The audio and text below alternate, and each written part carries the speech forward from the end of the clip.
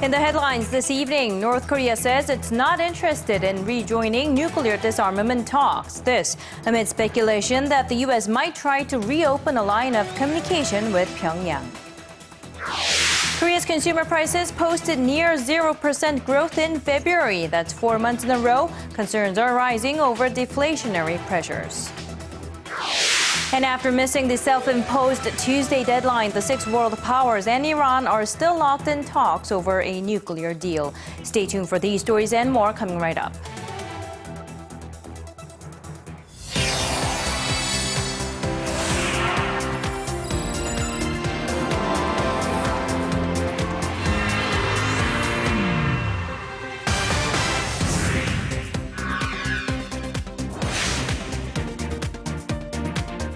It's Wednesday, April 1st here in Seoul. You're watching Early Edition at 6. I'm Laah Hyun-kyung. And I'm Daniel Choy. Thank you for joining us. It could be just one of the regime's latest bargaining tactic with the United States, but North Korea says it no longer sees the point of holding talks and giving up its nuclear weapons. But efforts to resume the stalled six-party nuclear talks continue. Our Connie Kim has this report. North Korea has reiterated it has no interest in coming back to the negotiating table to discuss its denuclearization. An official from North Korea's mission to the United Nations told Voice of America that the regime will not give up its nuclear arsenal until every other country in the world has also disarmed. The official, who asked not to be named, added that Pyongyang has lost interest and sees no need in rejoining the long-stalled six-party talks. The multilateral talks aimed at dismantling North Korea's nuclear program involve the two Koreas, the U.S., China, Russia, and Japan, but haven't been held since late 2008, when Pyongyang walked out and declared the process dead. There had been speculation that Washington might try to initiate talks with North Korea if it makes a breakthrough in its ongoing multilateral nuclear talks with Iran. Responding to the North Korean official's comments, the U.S. State Department restated its stance that the regime should abandon its nuclear weapons and all existing nuclear programs based on multiple UN Security Council resolutions. It also reiterated that it will not recognize North Korea as a nuclear state and called on the regime to refrain from threatening peace and security in the region. Despite North Korea's comments, efforts to resume the six-party talks continue. Sung Kim, the U.S. Special Representative for North Korea policy, will meet with his Russian counterpart Igor Morgulov in Moscow on Wednesday to discuss Pyongyang's nuclear issues. Connie Kim, Arirang News. A former U.S. nuclear negotiator says it will be difficult for the Obama administration to draw up a new nuclear deal with North Korea. Speaking at a meeting hosted by U.S. website 38 North, Robert Gallucci said even if the U.S. president can reach a nuclear agreement with Iran, it will be hard to achieve one with Pyongyang. He said senior officials in nuclear talks with Tehran also deal with North Korea's nuclear programs, pointing out that the officials cannot have too many agendas on their plate at once. Gallucci is the person credited with defusing the first North Korean nuclear crisis by negotiating the 1994 agreed framework deal with Pyongyang. Now, there were hopes for a dialogue between the two Koreas in April as the joint military drills between South Korea and the U.S. will come to a close then. But now many are doubting that possibility, with several factors stirring up tensions. Our Hwang Sung-hee reports.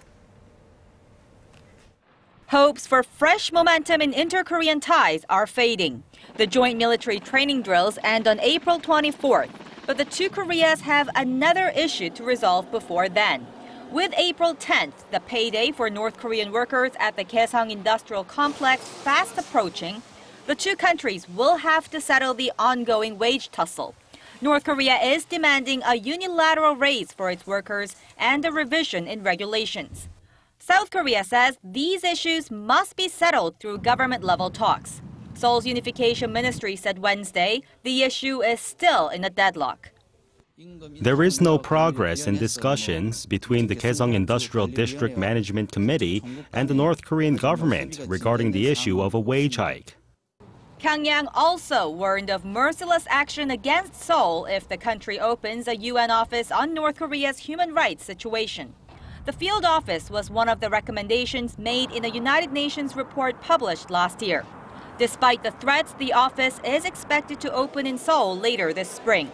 Considering all these factors, experts say tension will remain high on the Korean peninsula.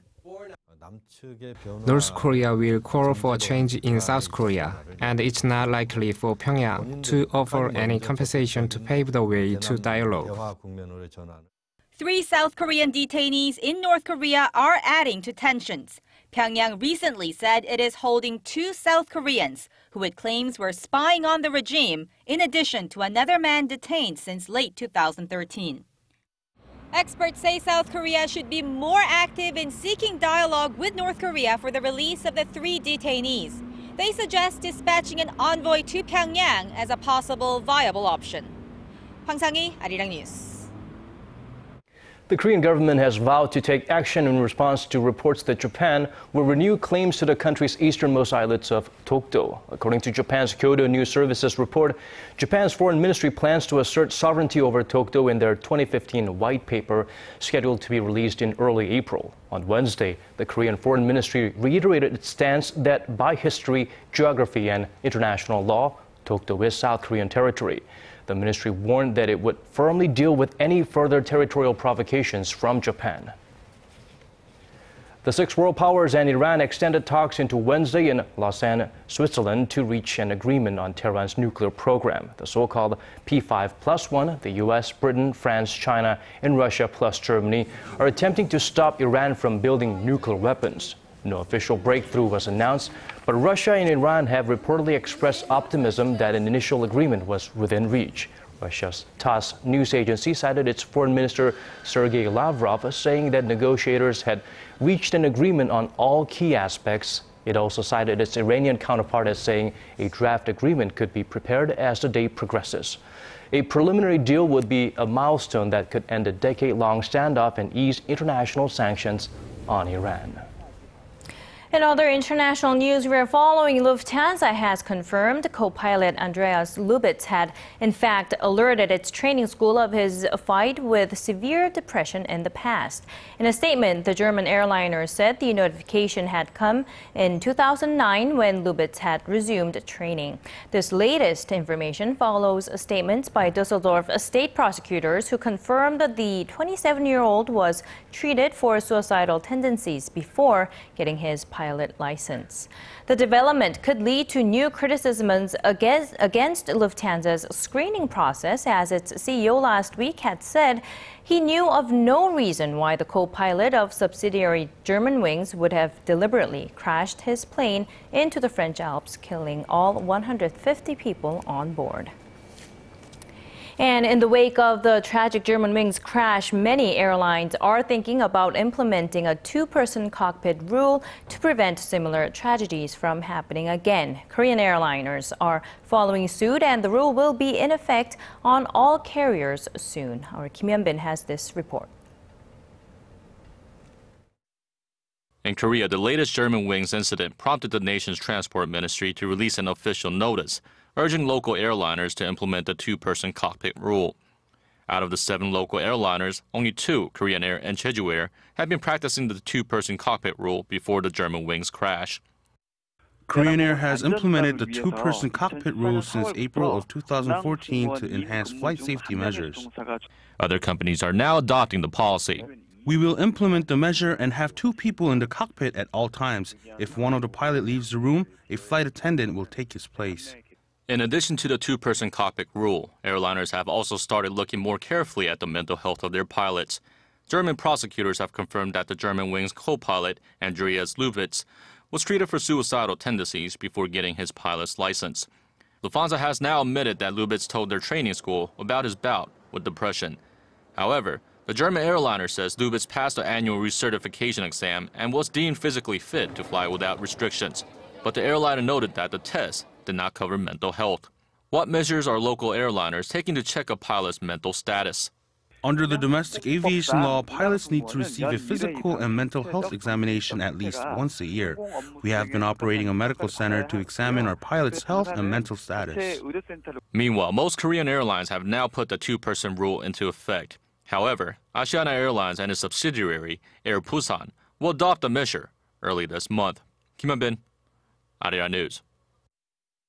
On a more somber note, nearly a year has passed since the Sewol ferry disaster, one of Korea's worst maritime accidents. It killed more than 300 people on board, including 250 high school students. And on Wednesday, the amount of compensation for the hundreds of victims was finalized. According to the nation's maritime ministry, bereaved families of student victims are estimated to receive a total of over $740,000 each, including government compensation, public donation, and travel insurance, while slightly over $1 million will be given to each of the families of teachers who perished on the ship. Other adult victims will receive various amounts determined by their age and income during their lifetime. The government says it will demand a reimbursement of the compensation from those responsible for the tragedy, including the operator of the doomed ferry. Business partners face a one-day entry ban. Digging deeper, getting to the bottom of stories that impact your life. Talking with you on air and online. Connecting you with experts on the world's most pressing issues. News and current affairs at its best. With Laah Hyun-kyung and Daniel Choy. Arirang News. Arirang News. On Early Edition at 6.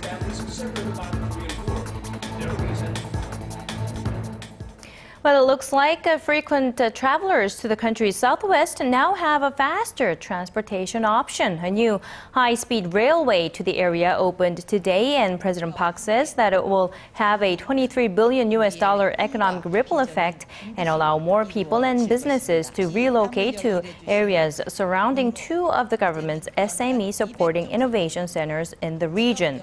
The latest high-speed tracks will cut travel time from Seoul to Gwangju by half to about 90 minutes. Now, President Park also rode the new tracks with a visiting transport official from Malaysia. This, as Malaysia and Singapore have shown interest in Korea's railroad technology. They plan to place an order later this year for a $22 billion high-speed railway project to link their respective countries. Now, the sign-up period for joining the China-led Asian Infrastructure Investment Bank has come to a close, and a total of 46 countries joined in as founding members. Missing on that list, though, is the U.S. and Japan. Shin Se-min has more. The Asian Infrastructure Investment Bank aims to help low-income regions by providing the necessary funds for large-scale development projects. The four largest European economies, Germany, UK, France, and Italy, as well as Australia, Brazil, and South Korea, have applied to become members. But the US and Japan opted out of the March 31st deadline, with Washington citing concerns over the AIIB's governing standards and whether it'll negatively affect US-based institutions like the World Bank. Japanese officials also said that the country will wait and watch how China guarantees fair governance at the bank.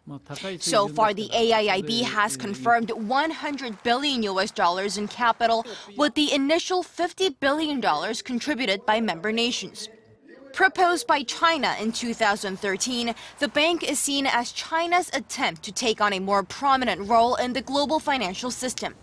Experts question whether the bank will successfully grant loans, and they'll be watching to see which countries and what types of companies benefit from the institution. The final list of founding members will be confirmed on April 15th, and the completion of signing and negotiations will take place in June. The bank is expected to be set up by the end of this year. Shin Se-min, Arirang News. Korea's consumer prices grew at the slowest pace in nearly 16 years last month. The latest data raises one of the biggest warning flags yet about the increasing deflationary pressures within the economy amid sluggish output and weak demand at home. Our Hwang Ji-hye has the details. Despite an oil price rebound recently, global crude prices have been on a sharp overall downward trend in the past year, providing relief for drivers here in Korea. I used to drive around 300 kilometers by filling in about $50 worth of oil, but these days I drive around 400 kilometers. And as oil prices fall, so does the country's inflation. Statistics Korea data shows that last month consumer prices rose at the slowest pace since July 1999, growing a mere 0.4% from a year ago. If we exclude tobacco prices, which doubled recently, the inflation rate would have actually been below zero. Now, this, coupled with a fragile recovery momentum, is raising concerns of deflation. Korea's traditional growth engine exports dropped for the third straight month in March, while production in the mining and manufacturing sectors dropped nearly 5% in February from the previous year. The pace of recovery is not strong enough compared to growth efforts, like the central bank trimming the key rate to a record low, the government introducing stimulus measures, and the positive effect coming from low oil prices. The finance ministry tried to dismiss concerns of increasing deflationary pressures, saying the core inflation, which excludes volatile oil and agricultural products, was up 2.1% from a year ago. That, however, also marks the slowest growth since December last year. Based on those figures, experts say it's likely the central bank will lower its growth forecast of 3.4% for this year when it releases its new outlook next week. Hwang-ji, Arirang News. We shift our focus to some extreme disparity here in Korea. Recent data shows that the salary gap between executive-level officials and their employees has widened in the nation. The biggest gap has one CEO making 142 times the salary of an average worker. Our Kim Min-ji tells us more. It's no surprise there is a significant difference in the salaries earned by company CEOs and employees. But how wide is that gap in Korea? Market researcher Evan Guide says executive salaries at the nation's top 30 companies by market cap exceed the average employee income by as much as 142 times. The company with the highest discrepancy is Samsung Electronics. CEO Shin Jong-gun's annual salary came to over $13 million last year, more than double from a year ago. The average Samsung employee salary was almost $110,000. Second on the list was Hyundai Steel. Jung Mong-gu, chairman of Hyundai Group, pocketed more than $10 million in wage and severance pay from the affiliate, while employees earned an average of about $80,000, which is 133 times less. Other companies with large discrepancies include LG Chem, Hyundai Motor, and POSCO. On average, CEO incomes were almost 36 times higher than average employee salaries. The findings come after the Financial Supervisory Service revised a regulation in 2013 that requires companies to reveal the salary details of executives who earn more than $450,000 annually. Kim Min-ji, Arirang News. The global wireless power industry is forecast to expand by a whopping 4,000% over the next decade. Market tracker IHS says manufacturers produced 55 million wireless power receivers last year, and the figure is expected to jump to 2 billion units by the year 2024.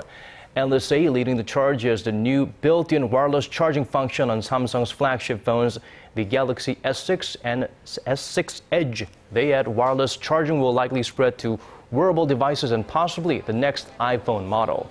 Total sales of wireless chargers are expected to reach $1.7 billion this year and increase around $1.5 billion in size every year for the next 10 years. Now, about a year ago, Korean President Park Geun-hye laid out her reunification policy in the German city of Dresden, calling it the Dresden Declaration. The city is now home to a park called Korean Plaza, reflecting strong diplomatic ties between Seoul and Berlin, which date back more than 130 years. Our Kwon So-ah reports. Korea's got a new park, but it's over 8,000 kilometers away in the German city of Dresden. A year ago, President Park Geun-hye came to this city and delivered plans for a reunification of the two Koreas. Now, a public space in downtown Dresden has been officially named Korean Plaza. Well, basically it was a consequence of the visit of President Park Geun-hye to Dresden and her Dresden Declaration. And later on, it seems that the impetus created by her visit has convinced the public and the politicians there that they should, as a sign of sympathy for Korea, this Korean Plaza can serve as a reminder and as an opportunity to meet and to keep in mind that Korea is a divided country, and to keep alive the hope that Korea will be unified, as the Dresden people did not give up hope, and they succeeded and were successful in getting unification. So other than contributing to this project, the Korean Plaza, in what other ways has President Park's declaration impacted the city? You know, Germany now is celebrating 25 years of unification, and obviously the declaration of President Park found a lot of sympathy amongst Germans. Germany shares the history of a divided country with Korea, and certainly sympathy for the future of a Korean unification has been emphasized by the declaration, and the sympathy in the German population certainly is much on the side of South Korea to have a successful unification in the near future. So how about the other way around? What do you think of having a symbol of Dresden or Berlin or another German city on Korean soil? Obviously, we would very much welcome another symbol on Korean soil, but I see here in Seoul particularly, but not only in Seoul, also in other parts of the country, I see a lot of German symbols. For example, you have here a piece of the Berlin Wall in Seoul. There is the German village in Namhae, which I have personally visited, which is a very nice place. And walking around in Seoul, you see a lot of places which carry German names. The deputy ambassador says that places like the Korean Plaza may attract more Korean tourists, leading to economic benefits as well as improving the already good ties between the two countries. Kwon So-ah, Arirang News.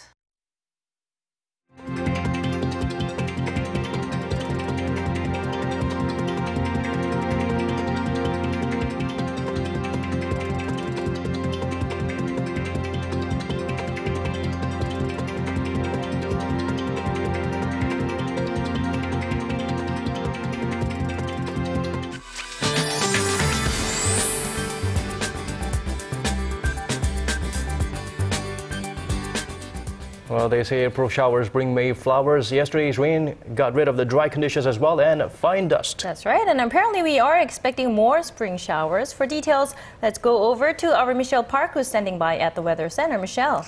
Good evening, guys. Speaking of rain, another round is expected to fall tomorrow. It will start in the afternoon along the central coastlines and then move nationwide.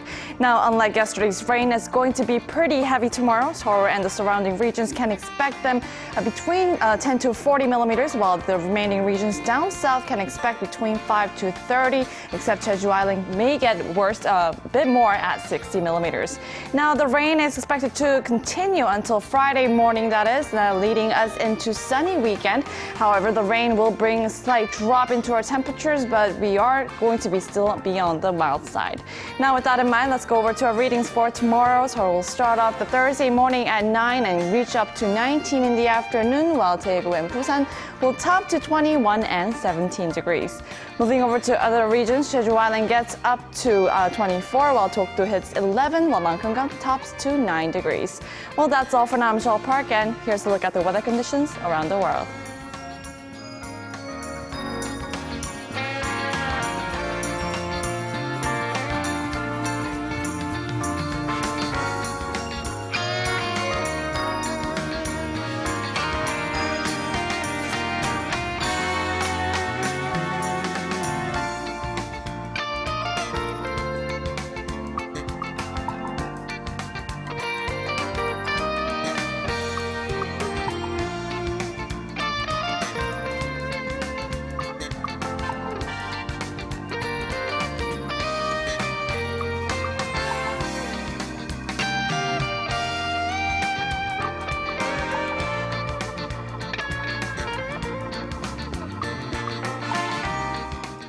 Well, we've come to the end of another newscast. Have a good start to your day or a safe drive home. This has been Daniel Choy. And I'm Laah Hyun-kyung. See you again at the same time tomorrow. Goodbye for now.